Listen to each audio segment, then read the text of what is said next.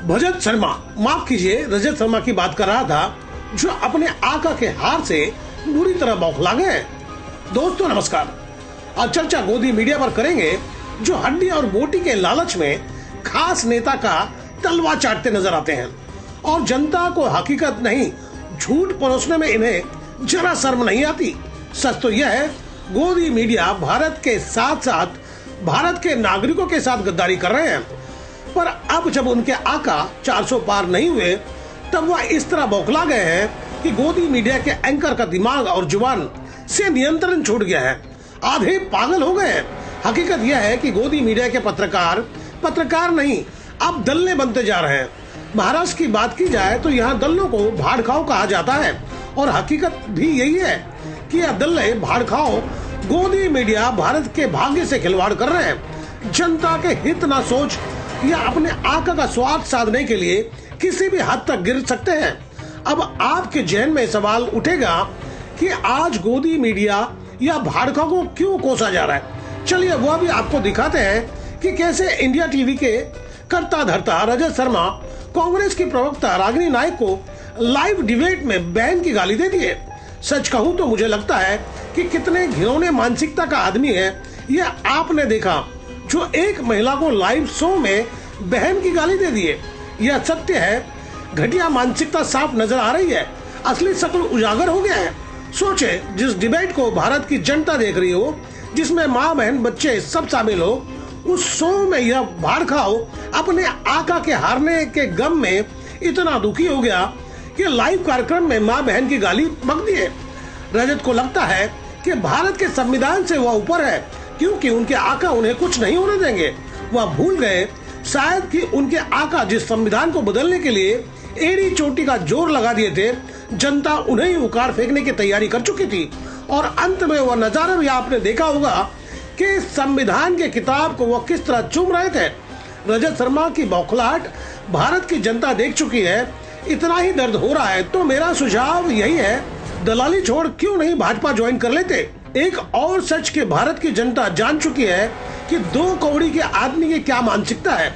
यही वह कार्यक्रम था जिसमें रजत पगला गए और माँ बहन गिन दिए, जो सोशल मीडिया पर तेजी से वायरल हो गया।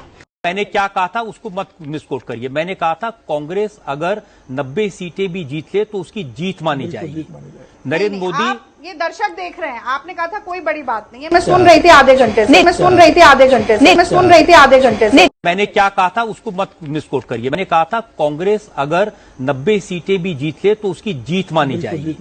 नरेंद्र मोदी, ये दर्शक देख रहे हैं, आपने कहा था कोई बड़ी बात नहीं है। मैं सुन रही थी आधे घंटे से। चलिए, रागिनी शर्मा ने भाड़खाओ गोदी मीडिया पर क्या कहे सुने।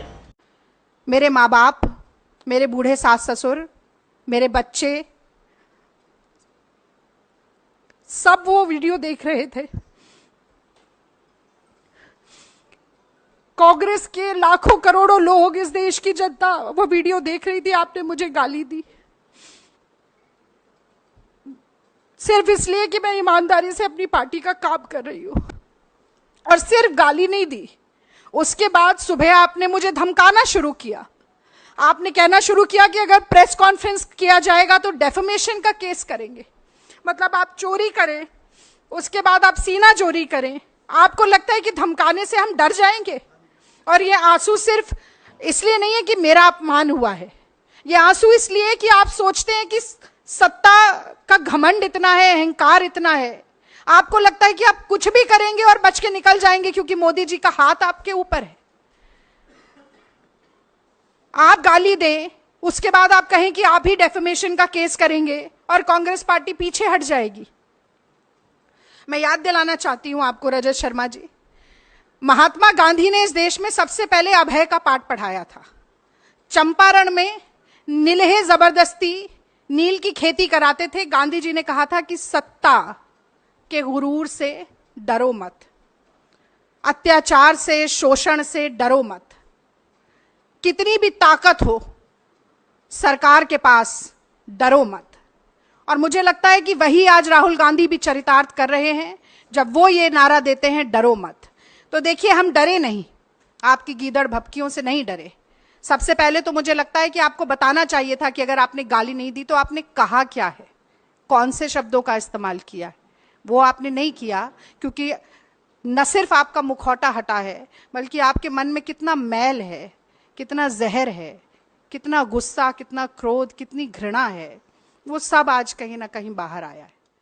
फिलहाल हम तो यही कहना चाहेंगे कि गोदी मीडिया में जो है, जिन्हें अपने आका का भजन गाना है, वह खुलकर गाए, छिपकर भारत की जनता के पीठ में छुरा घोंपने का काम न करें, क्योंकि भारत की जनता खुलकर सामने आ गई और अपने हाथ का पंजा अगर गाल पर छाप दिया तो कहीं मुंह दिखाने के काबिल नहीं रहेंगे।